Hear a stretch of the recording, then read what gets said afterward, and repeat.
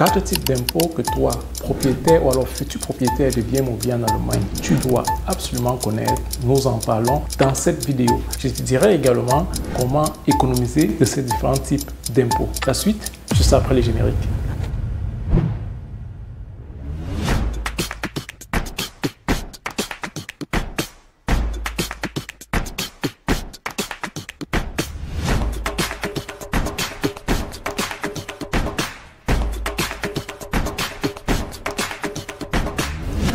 Dans cette vidéo, nous allons parler donc de 4 types d'impôts dont toute personne qui achète un bien immobilier sur le territoire allemand est confrontée, et je te dirai également comment économiser de ces types d'impôts.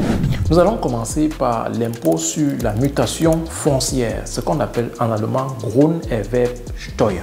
Alors, toute personne qui va acquérir un bien immobilier sur le territoire allemand est appelée à payer ces impôts-là, et ceci se paye une seule fois lors de l'acquisition du bien immobilier. Vous le payez une seule fois. Alors, ce qu'il faut donc savoir également ici, là, c'est que la hauteur de ta facture dépend toujours de l'état dans lequel tu vis. Si tu vis par exemple au Bayern, tu vas payer 3,5% du prix d'achat. C'est cela qui correspond donc à l'impôt sur la mutation foncière. Si tu vis dans le Bade-Württemberg par exemple, c'est 5%. Si tu vis dans le NRW, c'est 6,5%. C'est le Nord-Rhin-Westphalie. Si tu vis à Berlin, c'est 6% du prix d'achat. Donc, vous voyez donc que ça dépend toujours de l'état dans lequel vous êtes en train de vivre. Donc, c'est à vous, si vous allez au net et vous allez insérer votre état, vous verrez le pourcentage de votre impôt sur la mutation foncière. Donc, c'est important de le savoir parce que ça fait partie des coûts dont vous devez avoir lorsque vous voulez acquérir un bien immobilier. Vous devez savoir à quelle hauteur vous allez payer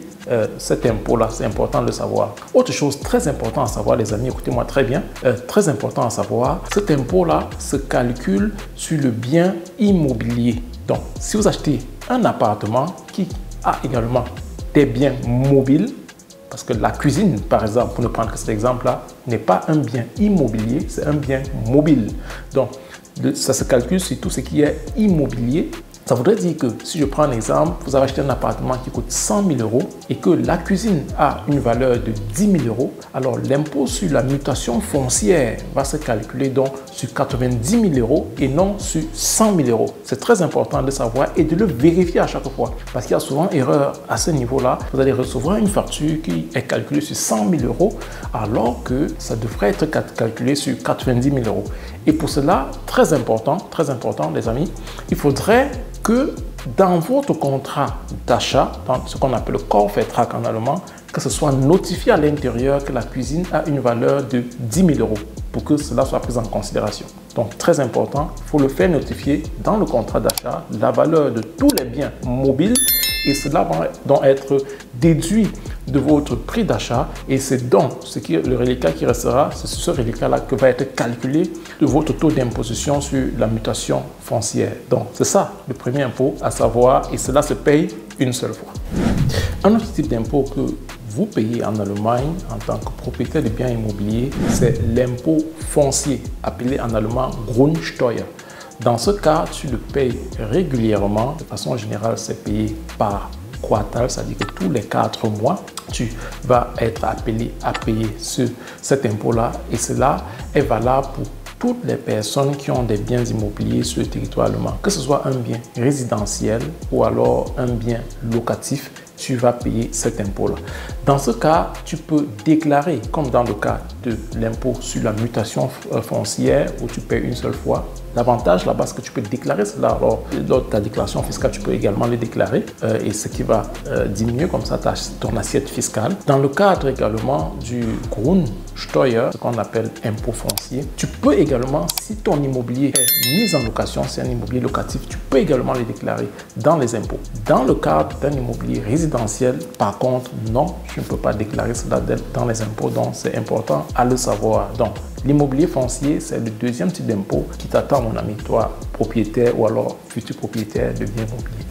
Le troisième type d'impôt auquel tu seras confronté, futur propriétaire de biens immobiliers, c'est l'impôt sur les revenus, ce qu'on appelle en allemand Einkommensteuer. Alors, en tant qu'investisseur immobilier, si tu achètes un bien immobilier que tu as mis en location, ça te génère des revenus, tu seras donc appelé également à déclarer cela dans les impôts. Ça peut être avantageux pour toi dans ce sens si ton investissement est négatif, c'est-à-dire quand je parle de négatif, ça veut dire que tu n'as pas de cash flow, hein, tu tournes plutôt à perte, entre guillemets, si on peut appeler ça perte, tu es dans du négatif.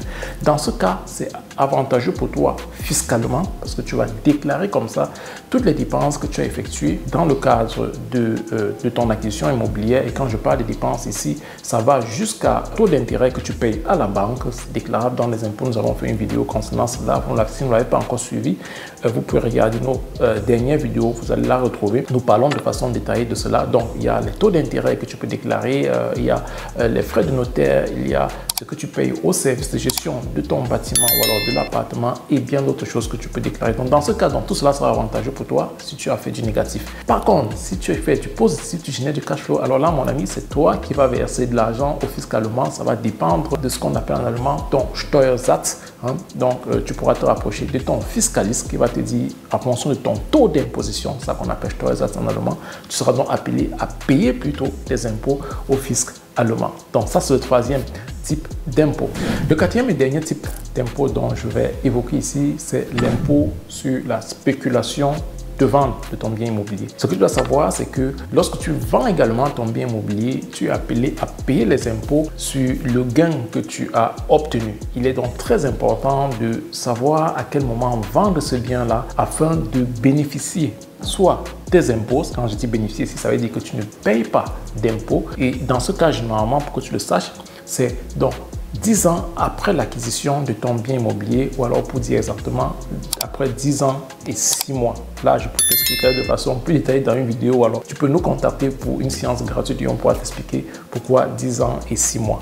Donc, c'est très important, mais de façon générale, après 10 ans, ce que tu dois retenir, c'est qu'après 10 ans, tu ne payeras pas d'impôts après avoir vendu ton bien immobilier. Mais si tu le vends avant, là, tu vas payer des impôts. Hein. Ça, c'est pourquoi j'ai parlé de spéculation, impôts sur la spéculation de ton bien immobilier. Tu seras donc appelé à payer également des impôts et il faut donc te poser la question de savoir quel est le bon timing pour toi. Est-ce que lorsque tu le vends avant les 10 ans et que tu vas payer des impôts, est-ce que ce qu'il reste est considérable? Parce que si ton taux d'imposition est assez élevé, alors tu peux t'imaginer de ton gain, tu paieras presque la moitié encore fiscalement. Donc, à toi de réfléchir, à toi de te concerter avec celui qui t'encadre, avec ton fiscaliste et bien d'autres pour qu'on puisse te dire quel est le moment idéal vraiment pour toi pour vendre ce bien immobilier. C'était ainsi présenté 4 types d'impôts qui concernent tous les propriétaires de biens immobiliers en Allemagne et toi également, futur propriétaire, tu seras également concerné par ces types d'imposition. Donc, si cette vidéo t'a plu, je te prierai de la liker, de partager la vidéo absolument avec tes proches, de t'abonner à cette page si tu ne l'as pas encore fait, afin de ne pas rater nos prochaines nombreuses et intéressantes vidéos. À très bientôt. Bye.